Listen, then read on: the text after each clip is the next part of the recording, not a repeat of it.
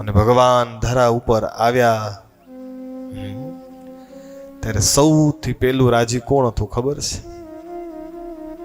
સૌથી પહેલું રાજી કોણ થયું? ભગવાન આવ્યા, બધા આનંદમાં પણ સૌથી પહેલો આનંદ અને સૌથી પહેલા રાજી કોણ થયું? આકાશના ચંદ્રમા.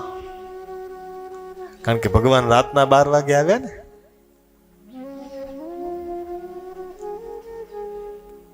રામા અવતારમાં ભગવાન જ્યારે બપોરના 12 વાગે આવ્યા હતા ત્યારે બધા રાજી હતા, પણ ચંદ્રમાની આંખમાંથી આંસુ પડતા હતા.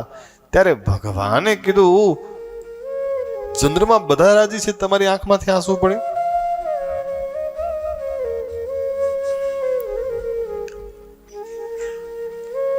કે પ્રભુ તમે બપોરના 12 વાગે આવ્યા હતી,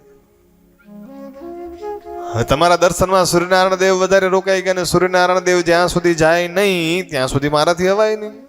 એટલે બધાને દર્શન થયા પહેલા ને મને દર્શન થયા છેલ્લા.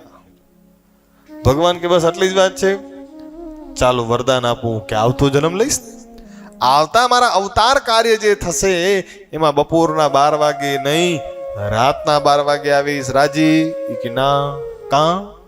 તો કે આ તો આવતા જન્મનું દઈ દીધું, હમણાં કંઈક આપો મને રાજી કરવા, હમણાં દો, હમણાં આપો.